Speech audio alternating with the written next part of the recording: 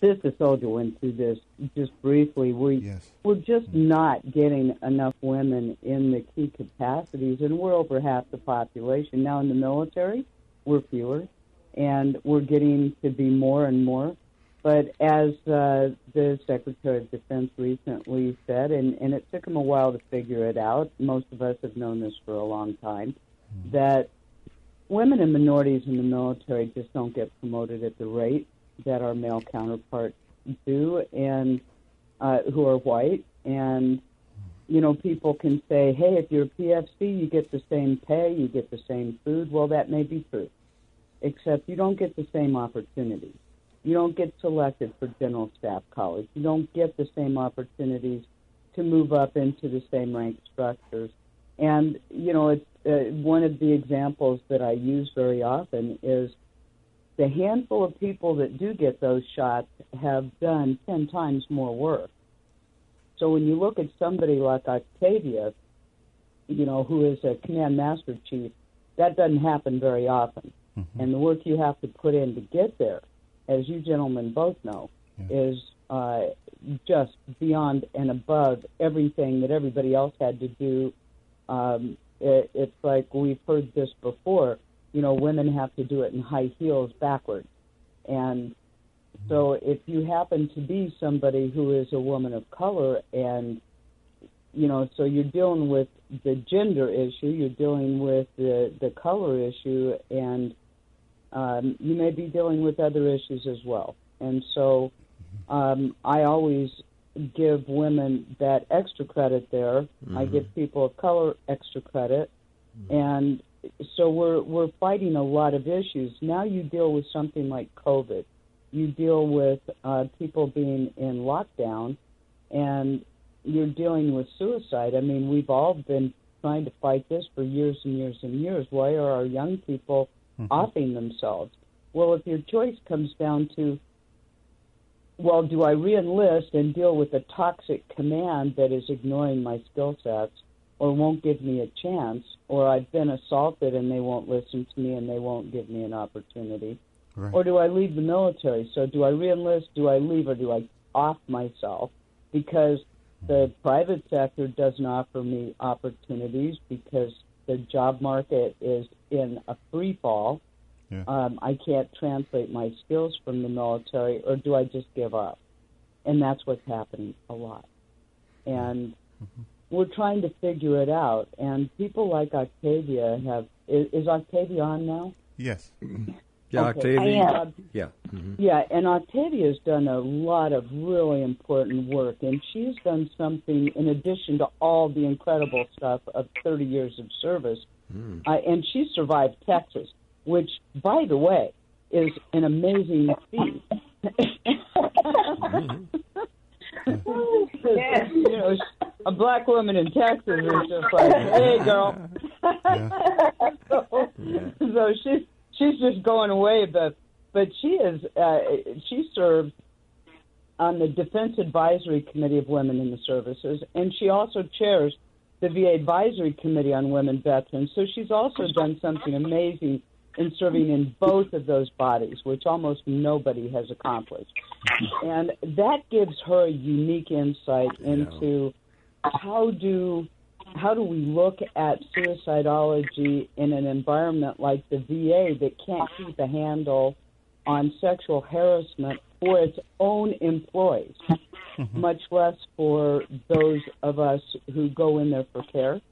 And some of those employees are also disabled veterans in the ranks. And so we have this transition of people from the military then going into the VA, some of them as employees. So we're dealing with people who may have confronted suicide in the military. Maybe they survived it, and now they've gone into an environment in the VA where they can't deal with their own harassment issues. And now they may be facing suicide. And suicide, as both of you gentlemen know, is a problem in the military. It's a problem in the VA. Octavia's been dealing with both of these issues in trying to address them from both of these committees, trying to put together programs. And And so, this is Suicide Prevention Month. It's a big deal. There's a lot of stuff going on. Congress is doing a lot of stuff. They're putting together programs both out of DOD and the VA. And so, I toss it to Octavia just to kind of give some of her thoughts about what this looks like from her perspective.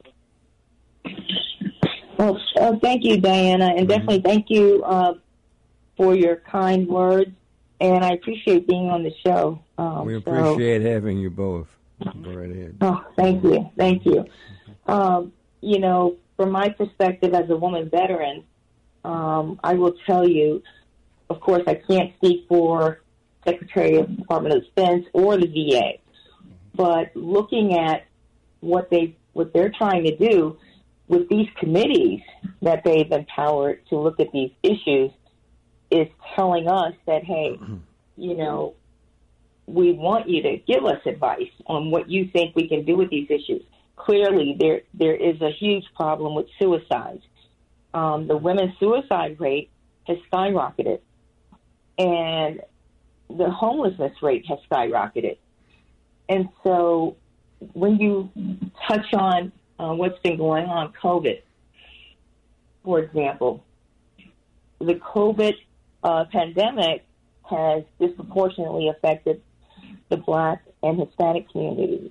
Mm-hmm. Now, when you compound that with other issues that were happening before the pandemic, that makes it worse. And unfortunately, even on the healthcare DOD side and the VA medical side, a lot of things have shifted to where there's a lot of telehealth. There's not a lot of availability because people don't want folks gathering in medical clinics. So it's been a challenge since COVID to get a lot of care. So you're relying on who can I get a hold of, on the phone to get whatever care I need. And so it's already hard, when you're dealing with these issues, whether you're on active duty reserve or guard or whether you're on a veteran status. So imagine everything that Diana just said, and now you feel even more isolated. So I think COVID is going to give us more challenges on how to come up with recommendations and programs to help, because these military members, veterans, they're going to need a lot more help as we move forward. And so when we look at, on either committee, when we look at each population, I think the challenge is similar. Even though on active duty, yes, they are, whether they're on a ship or in a battalion, it doesn't matter. They are still facing those issues that they see going on outside. Those things still touch them because their families are, across the United States. The veterans are out of the military and they can't get jobs because everything's closed or shut down, gone out of business, and they are dealing with those problems. So that leads us to the suicide issues. Women's suicide rate is the highest rate of suicide, the women veterans. And that ties in a lot with sexual harassment, military sexual trauma. And so how do we wrap our arms around this? This is a serious problem. And so, to have these committees assigned to look at these things, I think that's a great idea. So having these committees hopefully will make a difference because these are serious problems that are getting worse. Well, that's what I was just going to ask. We're so pleased that you're talking about this. But is there something that's being done that you think will actually help these horrific problems we're discussing? Well, there are some suicide programs in place. Okay. But there, I would say we need to do more. Mm-hmm. We need to do more. Again, not speaking as a committee member, speaking as a woman veteran who sees things, in the field. Mm-hmm. I think we need to do more for suicide prevention. And we need to make sure that women veterans, feel like the VA is their home too. Yeah. A lot of times women veterans, there's 9 million or so veterans across the country, about 2 million women veterans, mm-hmm. and only, 500 plus thousand use the VA or register to the VA. So where are those other women veterans? Mm-hmm. Many of them don't even identify with being a woman veteran. Yeah, and the VA actually just had to make a big transition not too long ago to start really putting services in place for women, because it was traditionally a male dominated kind of health care system. And they started saying, well, we do need to have actually services for women. And it took, it's an evolution and process and evolution, but that's something that really needs to be looked at much more seriously. And absolutely. Yeah. And I had one question. Yeah,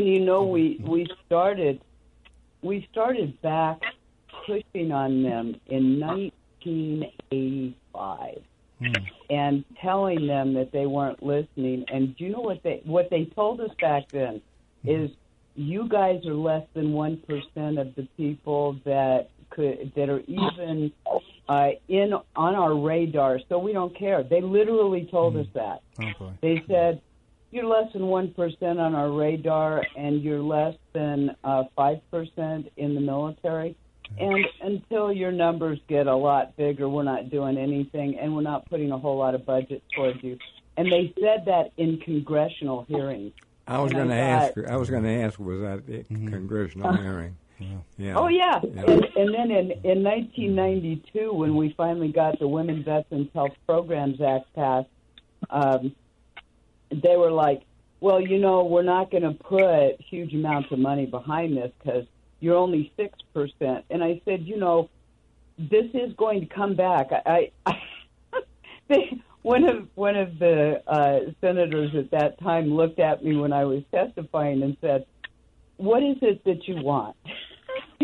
One of those things. What is it you want? Oh, my and God. I literally, I've got to be very careful with my language here. Right. And I said, we want the same blankety-blank treatment the men get. Do we want the same blankety-blank treatment the men get?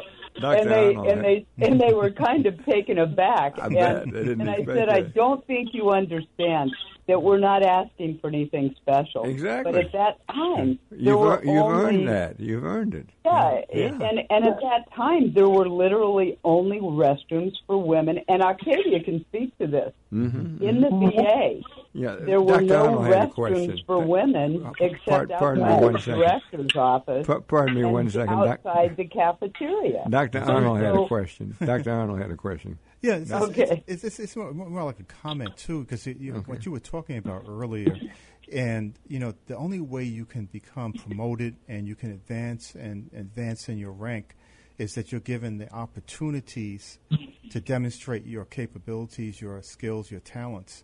And, it gave me a sort of a flashback to one of the things. I'm a flight surgeon myself. I was in the Army for 26 years, Army National Guard. But there was one person that I did a physical on, and she was actually applying to become a helicopter pilot. So she had to go to school to get training. And they just kept, delaying it. Finally, I went actually to Alabama because that's where I got my flight training. And I looked at the physical, and I said, this is complete. What is the problem that's going on? And found out it was all the kinds of stuff from a unit. The command structure wasn't fulfilling their role in making sure she got it. So she became the first African-American Black Hawk helicopter pilot after she went through the training, was very qualified, able to do that job. So I think it's really up to the commanders and the people in the structure, in the unit, to make sure people have access to opportunity. Absolutely. Yeah. Exactly. Absolutely. And that's the same thing. I think that when we're looking at how do we deal with suicide, how do we deal with promotion, how do we deal with just structures that, and I look at some of the things, you know, there's a spiritual that says, you know, so high I can't get over it, so high I can't get around it. You know, we have to figure out what it's going to take to get around it, to get over it, to get under it, because if we're going to have to work this hard, then we just have to keep fighting. And Octavia, one of the questions I would ask you is, what are the things that are different?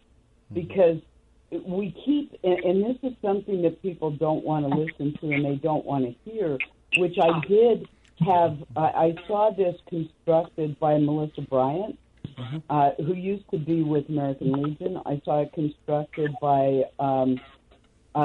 Lucy Delgaudio at the hearings last month before DOD. But I saw this constructed by a couple of different folks before the VA committee on the 10th. And one of the things they were saying, and Lindsay Church brought this up with the Minority Veterans of America, she said, you have to quit shoving the LGBTQ community, Black veterans, Hispanic veterans, and Native American veterans into the same programs that you make for white men, because they don't fit into those programs. So when you come up with programs for suicidalogy, you can't make them the same for everybody else. What do they need to look like for women and minority veterans? Good point. They do. That's true. Just like with military sexual trauma, some of those programs lump men and women together because they don't have enough. They don't have enough psychologists or social workers to separate, and that just makes a lot of the women just say, "I'm not doing this because I'm not comfortable in this environment." So that's one of the things that people feel. Well, wait a minute, I don't have those same problems. I don't relate to what they're trying to do, so it affects me differently.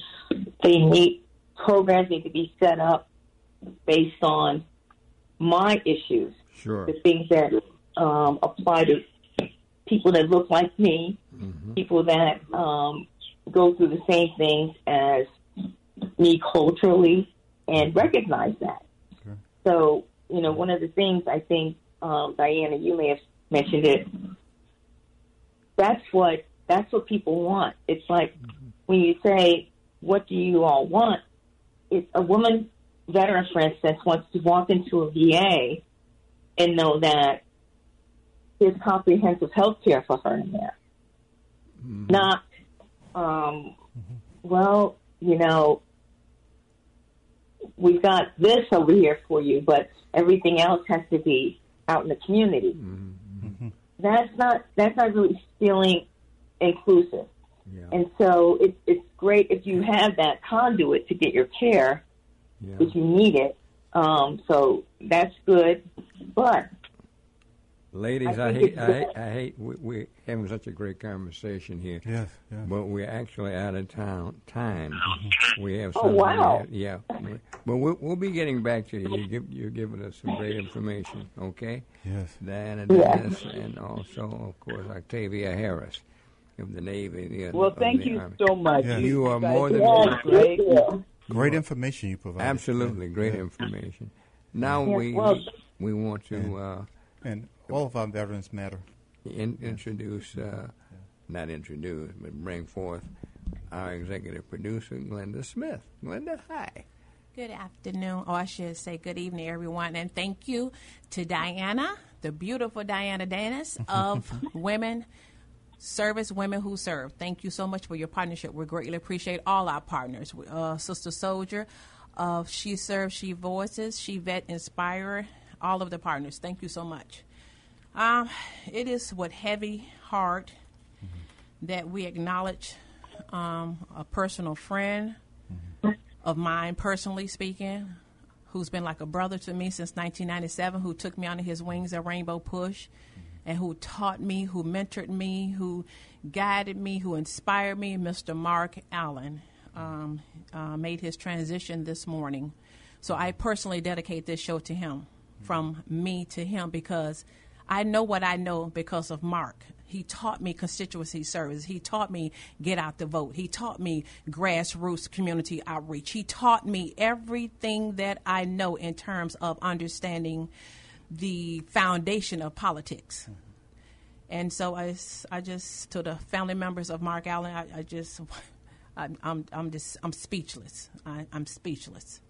On another happy note, Mr. Cliff Kelly, Vietnam veteran, Colonel Dr. Damon Arnold, Iraqi veteran, combat medic, and the Honorable Congressman Danny Davis would like to extend an invitation for you all to come out, please, next Saturday, September 19th at 1 o'clock p.m. to join us in a press conference. You must have your PP on, your mask, PPE, yep. And we are socially distancing for a press conference to ask veterans to unite, regardless of political affiliation, to unite, to come out for a common cause of early voting. Get out the vote. Yeah. So we're asking you all to come out in unity to support Operation Restore Military Honor and Valor, because there are no suckers and losers who puts on that uniform and lace up their boots. It's a call to action. On behalf of Mr. Cliff Kelly, on behalf of Colonel Dr. Damon Arnold, and Congressman Danny Davis.